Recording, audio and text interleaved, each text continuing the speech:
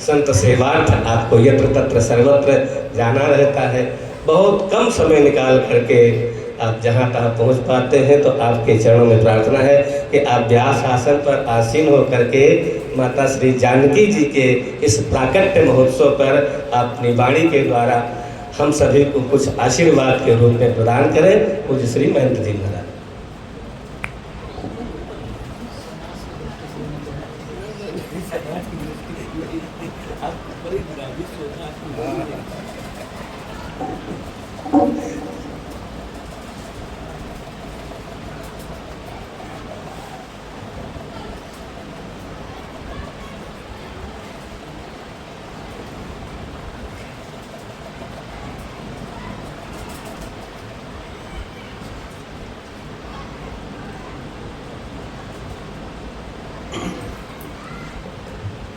ओम नमः परमहंस स्वादित चरण कमल चिन्ह मकरंदाय भक्तजन मानस निवासाय श्री रामचंद्राय।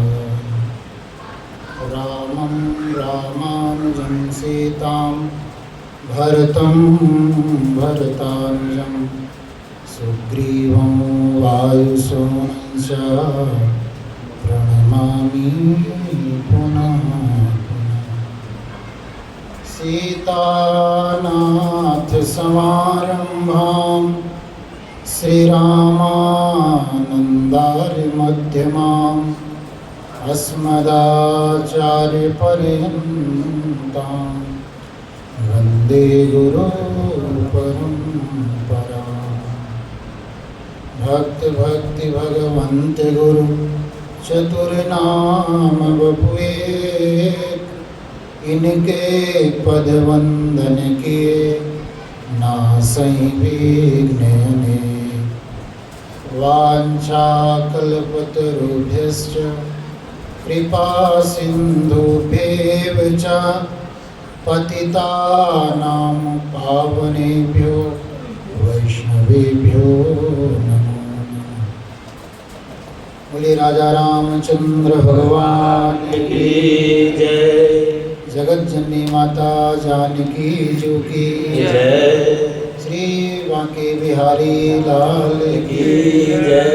राधा रानी की जय। कनक बिहारी सरकार की जय। करुणा निधान भगवान की जय। जय जय श्री राधे। सब संतन की जय। सब भक्तन की जय। जय जय श्री राधे। माता जानकी जी को करुणा निधान भगवान का नाम बड़ा प्रिय था। सत्य शपथ करुणा निधान, एक कोड वर्ड आते हैं और सच ये करुणा के निधान अंतिम श्रेणी है। पर करुणा निधान भगवान की एक बाद ज़्यादा भूमिका तो श्री महाराज जी के श्री चरणों में नमः, श्री भक्तमाली जी महाराज जी के श्री चरणों में विराजमान सभी संत श्री चरण को युगल चरणों को प्रणतपात श्री चरणों में भक्तिमते माताएं विद्वत जन संत जी। तो सत्य शपथ करुणा निधान की बहुमंजिला को देख करके, उसकी सुंदरता को देख करके चित्त वहीं आकृष्ट हो जाता है, वहीं लग जाता है। पर विचारमान व्यक्ति ही समझ पाते हैं ये टीका किस ईंट पर है, इस पर बलिदान कितनों का समर्पण, कौन सी ईंटें जो दिखाई नहीं देती, जो नींव की ईंट है उस पर सब कुछ दिखा हुआ और यश इनको दे रहा है, इनका भार स्वयं सह रहा है और यश की अपेक्षा भी नहीं रहता। भवन के नींव के ईंटों का समर्पण ऐसा है जो छिप कोसों दूर है, यश से, कीर्ति से, सब जगह से छिप करके बैठ के दूसरे को यश दे रहा है, वो चाह ही नहीं है। तो सत्यता तो यह है कि कृपा करने वाली तो किशोरी जी है और यश भगवान को दे रहे हैं। यही है जनक सुता जग जनन जानकी अतिशय प्रिय करुणा निधान की, ताके युगपद कमल मनावों, जासु कृपा निर्मल मति पावों। ये मति जो है शुद्ध केवल वहीं से होगी। इसका प्रमाण भी है कुछ क्या, कैसे मान लिया जाए? सब चीज का एक प्रमाण ही चाहिए, और लाभ कितना, दो चीजें चाहिए, और लाभ जिसे मिला उसका भी चाहिए, यही तो प्रमाण है। बिना प्रमाण के वृत्ति जाएगी नहीं। मंद से मंद व्यक्ति भी अपेक्षा रखता, कहीं कुछ कार्य करता है उसे कुछ लाभ होना चाहिए। तो सब जगह दोनों जगह राम जी, भगवान वेद व्यास जी भागवत जी के महात्म्य में सच्चिदानंद रूपाय विश्वोत्पत्त्यादि हेतवे तापत्रय विनाशाय श्री कृष्णाय वयम नमः। बोले श्री जी के सहित श्री कृष्ण को हम नमस्कार करते हैं। क्यों? शक्ति के सहित जो कृष्ण है मैं उनको प्रणाम करता हूँ, हम सब प्रणाम करते हैं। क्यों? अकेले श्री कृष्ण से काम नहीं चलेगा, हमें वह कृष्ण चाहिए जो सर्वशक्तिमान हो।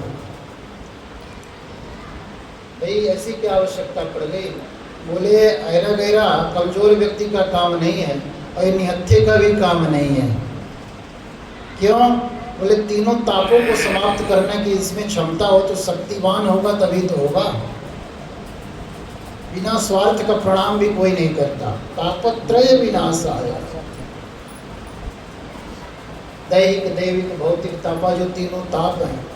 अच्छा, तो मानसिक पीड़ा शरीर में भी है, दैहिक ताप है, देह आदि का जो है, तो इसमें भी शरीर में तो कष्ट है, मानसिक पीड़ा भी है। तो मन में जिसका प्रवेश होगा वही शक्तिमान तो इसे दूर कर सकता है। इसके अंतःकरण में ही नहीं है, प्रवेश ही नहीं है जिसका, तो कितना भी बाहर संसाधन एकत्रित रहते हैं, खड़े रहते हैं डॉक्टर वैद्य जी, पर पीड़ा को कहाँ समाप्त कर सकते हैं? और भगवान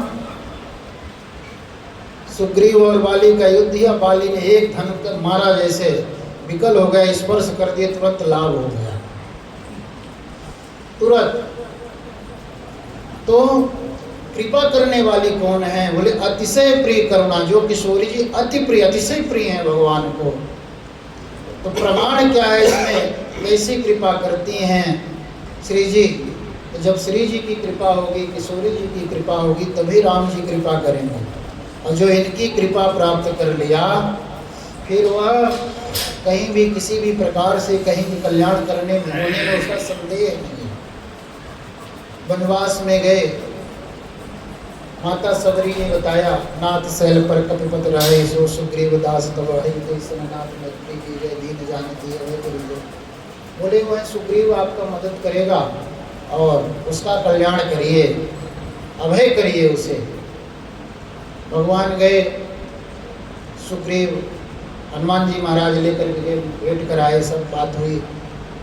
अब बोले कि हम हरण हो गया है। सुग्रीव वहाँ बैठे थे, तो जब ऐसी बातों को सुन करके लक्ष्मण जी से रहा नहीं जा रहा था क्रोध के मारे। अरे इतनी बड़ी सेना लेकर के, बोले हाँ, एक स्त्री विलाप करती हुई जा रही थी, तब तो एकदम तमतमा गए, लाल हो गए। अरे बोले भैया आप यहाँ पर आए हैं, जो इतना भीरू है, इतना भयभीत है, थोड़ी भी इसकी आत्मा नहीं जागृत, इतना इसका सेना को लेके बैठा है, इसके मन में नहीं आया कि भारतीय संस्कृति का हरण हो रहा है, और यहाँ लेकर के सेना को बैठा हुआ व्यक्ति ये तो मुर्दा समान है, मृत्यु समान है। राम जी ने संकेत से इशारा किए कि अभी शांत रहेगा, हो जाओ। सुग्रीव उठे, बोले कि भगवान हमने देखा है कि स्त्री विलाप कर रही थी, अभी लाया हूँ। उठ करके गए और वहाँ सुग्रीव वहाँ से एक चुनरी लेकर के आए, और जैसे चुनरी को दिए, राम जी ने हृदय से लगा लिया और मित्रता हुई दोनों का। लखन लाल जी से समझा रहे हैं कि देखो, हम तो हम इससे कोई अपेक्षा नहीं थी, और इससे कोई भी हमारे युद्ध में सहायक बनने का अभिप्राय नहीं था, पर जिन किशोरी जी के चरण रज से वह कृपा भाजन बन जाता, अधिकारी बन जाता है भक्ति का, वह किशोरी जी के चरण रज नहीं, मस्तक की चुनरी लिए हुए बैठा है। भला इसका हम त्याग कैसे कर सकते हैं? जनक सुता जग जनन जानकी, अतिशय प्रिय करुणा निधान। जयंत नारद जी को दया लगाई, नारद देखा विकल जयंता लागी दया कोमल चित संता। तो महात्मा बताते हैं, अब यहाँ तो सब विद्वान ही विद्वान है, अब यहाँ क्या करना, तो संक्षेप में ही। तो जब वो लौट करके आया प्रणाम करने के लिए, वो तो बल देखना चाह रहा था, यहाँ उल्टा हो गया मामला। वो ब्रह्मास्त्र पीछे ही नहीं छोड़ रहा, मिसाइल लगी हुई है पीछे पीछे, भटकते भटकते आ गया। संतों की कृपा से बोले वहीं जाओ। जब शरणागति हुआ तो भगवान की तरफ पैर कर लिया, उल्टा लेट गया।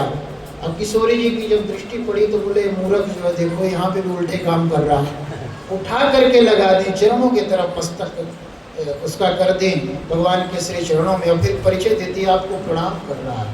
तो यह ऐसी कृपा अनुग्रह तो माता ही कर सकती है। और पुत्र का काम है नालायक, वो अपने जीव का स्वभाव है, क्योंकि न जन्म जन्मांतर के पतन से आया हुआ, अधोगति से आया हुआ, तो मृत्यु धरी हो जाती है, मति पूर्वा अभ्यास के कारण वहीं पे जाती है।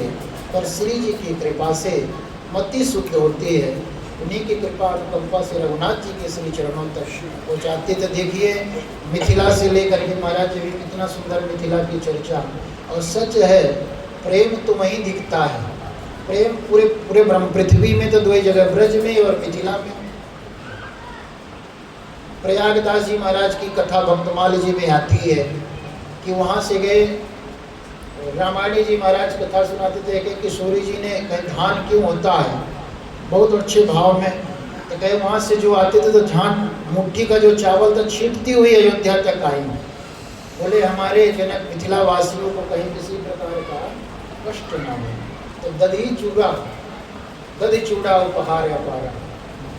अद्भुत जो है वहाँ की तो मिट्टी के मस्तक पर धारण करते भक्ति स्वतः ही नृत्य करने लग जाती है। ऐसे पावन पुनीत जनकपुर क्षेत्र, ब्रज में और जनकपुर में कोई प्रेम में कहीं किसी प्रकार का भेद नहीं दिखता है। अयोध्या में, वृंदावन में कहीं किसी प्रकार का कोई भेद नहीं है, और जब भेद ही रहा तो उसके हृदय में भेद ही भेद रहता है, वो भक्ति आने वाली नहीं है। तो भेद नहीं माने, जयंत की जो कथा यही एक समदृष्टि होना चाहिए भगवान का। भक्त कभी भेद नहीं डालता कहीं किसी पर, संप्रदाय भेद, क्षेत्रवाद, सारे वाद विवाद से मुक्त हो, तभी तो हुआ साधुवाद। नहीं, जब साधु में भी वाद बन गया तो फिर हो गया काम कल्याण। ऐसे पूरी श्री महापुरुषों के श्री चरणों में नमन करते अपनी वाणी को विश्राम करते हैं। बोले वृंदावन बिहारी लाल की करुणा निधान भगवान की जय। जय जय श्री राधे। श्री जगतजननी जानकी मैया की जय।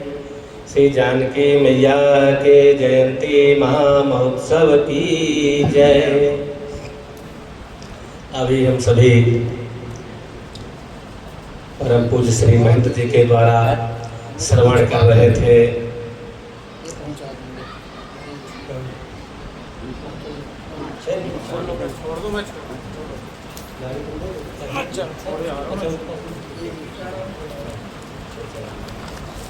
अभी हमारे पूज्य श्री महंत जी श्रवण करा रहे थे माता श्री जानकी जी की करुणा का, कि अतिशय प्रिय करुणा निधान जी। यद्यप करके जगत जननी है, करुणामयी है, लेकिन उस करुणा के साथ अतिशय विशेषण लगा है।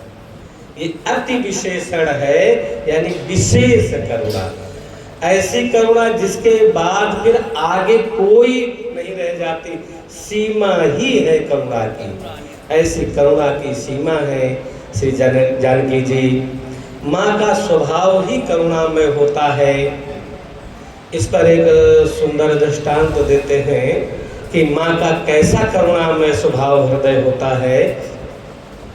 एक बालक था, उसकी बुद्धि भ्रष्ट हो गई और कुमार्ग में चला गया, वैश्यागामी हो गया, वैश्यालय जाता, वैश्याओं के यहाँ जाता, घर का सारा धन धीरे धीरे सब पहुंचा दिया उस वैश्या को प्रसन्न करने के लिए। और वैश्या से कहा जो तुम कहो सो मैं दे सकता हूँ, ला सकता हूँ। एक दिन वैश्या ने कहा कि यदि तुम सब कुछ देना चाहते हो तो अपनी माँ का कलेजा लेकर के आइए। वह चाकू लेकर के गया, अपनी माँ को छाती में चाकू मारकर कलेजा